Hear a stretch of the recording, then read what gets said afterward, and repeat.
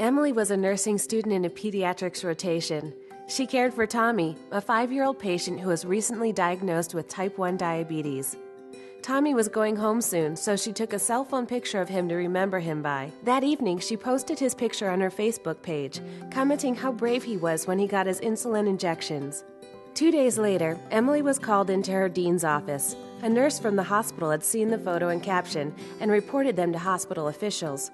Emily was informed that her actions were a breach of her patient's confidentiality and a violation of federal privacy laws. Even though Emily had an excellent record as a student nurse and had only the best intentions in her post, she was expelled from her nursing program, and the program was barred from using the pediatrics unit for their students.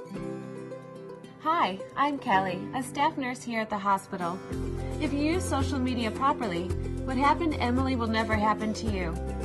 Nurses are increasingly utilizing social media not only for personal use, but also as a way to foster professional connections and timely communications with patients and their families. But social media used inappropriately can result in disclosing too much patient information and violating the rights to privacy and confidentiality of information. This is what happened to Emily. Healthcare organizations typically have clear policies governing employee use of electronic and social media in the workplace. It is outside the workplace, however, where policies are often less clear and the potential for inappropriate use of social media is greatly increased. Effective nurse-patient relationships are built on trust. A cornerstone of that trust is patient privacy, which is a key part of a patient's expectation of being treated with dignity and respect. Any patient information that a nurse has access to during the course of treatment must be safeguarded. With very limited exceptions, such information may only be disclosed to other members of the healthcare team for the purpose of providing care for the patient. Improper use of social media by nurses may violate state and federal laws, including the Health Insurance Portability and Accountability Act, or HIPAA, which was enacted to further protect patient privacy. Additionally, inappropriate uses of electronic and social media may be reported to your Board of Nursing, resulting in possible disciplinary action for unprofessional or unethical conduct, breach of confidentiality, or other infractions. While it's true that some intentional or malicious misuses of social media do occur, the majority of inappropriate disclosures or postings are unintentional. Usually, they're the result of the mistaken belief that the communication or posting is private and accessible only by the intended recipient, that content deleted from the site is no longer accessible, or that it is acceptable to discuss or refer to a patient in a posting if they're not identified by name. By being cautious and alert to potential or improper uses of social media, you can avoid inadvertently disclosing confidential information concerning your patients. Remember, you have an ethical and legal obligation to maintain patient privacy at all times. This means that you should never take photos or videos of patients using your cell phones or other personal devices. Be sure to follow employer policies for taking photos or videos of patients for treatments or other permissible purposes by using employer-provided devices. Even experienced nurses should be vigilant about avoiding serious violations of patient confidentiality, as Jason learned. Jason has been a nurse for 12 years and is working in hospice care. One of his current patients, Maria, maintains a hospital-sponsored online page to keep her family and friends updated on her battle with cancer.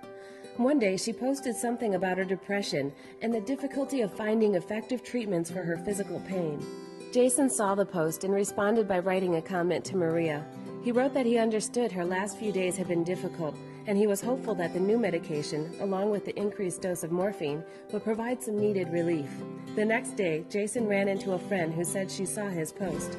She said Maria was an old family friend, was sad to hear of her condition, and asked Jason how long he thought Maria had left. Now fully realizing the implications of what he had done, he immediately went home and tried to remove his post, but was unable to do so.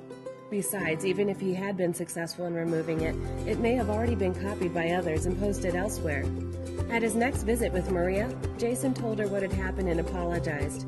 Jason then self-reported his breach of patient confidentiality to his Board of Nursing and is awaiting the board's decision concerning any disciplinary action. Jason learned the importance of carefully considering the full implications of posting any information about patients on any website, including hospital-sponsored sites.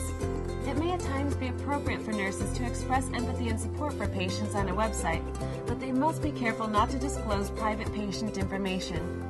Inappropriate use of social media can derail someone's dream to be a nurse, as it did for Emily. But even for experienced nurses like Jason, who have exceptional work histories, inappropriate use of social media can and does happen. Remember, increased access to communication through social media does not change a healthcare professional's responsibility to protect patient information. In fact, it actually makes it easier to inappropriately share information. By carefully following standardized guidelines, healthcare professionals can responsibly use social media to improve the coordination of patient care. For more information, please visit the website of the National Council of State Boards of Nursing.